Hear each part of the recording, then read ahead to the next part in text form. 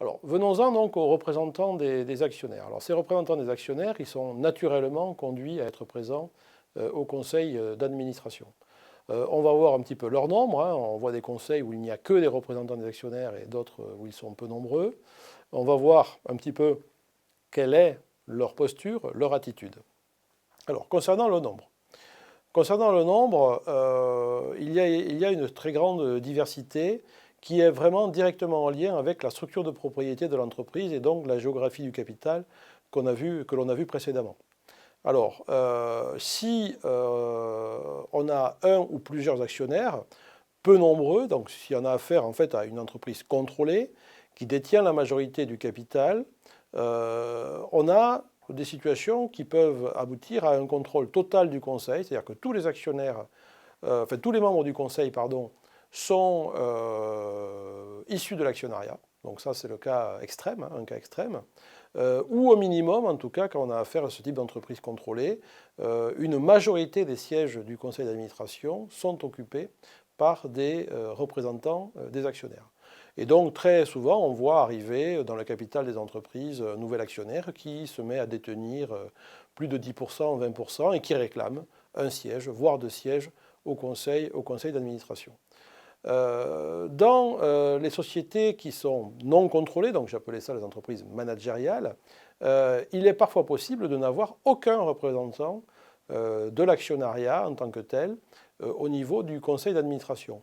Même si en général tous les administrateurs détiennent quelques titres de la société, en tout cas, il n'y a pas un représentant désigné au titre de l'actionnariat. Et c'est pour ça que d'ailleurs on a appelé ça des entreprises managériales, parce que du coup, l'actionnaire, les actionnaires ne sont pas directement représentés au niveau du conseil. Et donc on va voir que du coup d'autres actionnaires, d'autres administrateurs sont là pour les représenter.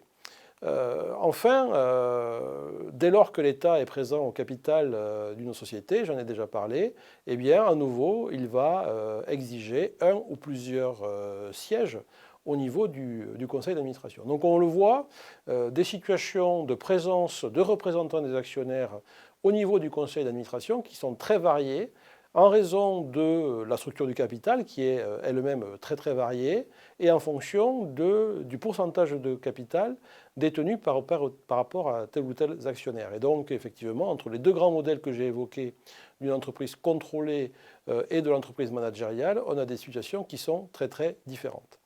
Leur posture maintenant, c'est-à-dire quelle est leur attitude au sein du conseil d'administration. Et là, évidemment, à nouveau, leur posture va dépendre de la nature de ces représentants au niveau du conseil. Si vous êtes dans la configuration d'un contrôle familial, donc si l'actionnariat est essentiellement celui d'une famille, eh bien, ils vont regarder, évidemment, à être présents de façon significative dans le conseil d'administration, et ils vont devoir arbitrer entre les intérêts de l'entreprise et ceux de la famille. Et donc je reviens et je vous renvoie au point qu'on a déjà évoqué sur le problème de la gouvernance familiale. Et pour ma part, il n'y a pas d'ambiguïté, hein, c'est que les représentants d'une famille au conseil d'administration doivent avoir en tête d'abord l'intérêt de l'entreprise avant d'avoir en tête l'intérêt de la famille. En tout cas, moi, c'est une conviction forte que j'ai pu partager avec différents spécialistes de l'entreprise familiale. Si on a un contrôle par une autre entreprise ou par un fonds d'investissement, un dirigeant ou un représentant de la structure qui détient les actions va être proposé au conseil. Donc il n'est pas rare dans les sociétés cotées de retrouver d'autres dirigeants comme administrateurs parce que, ben, évidemment, ils détiennent le capital de l'autre entreprise ou le représentant d'un fonds d'investissement qui détiendrait une grosse partie du capital se retrouve assez naturellement au conseil d'administration de l'entreprise.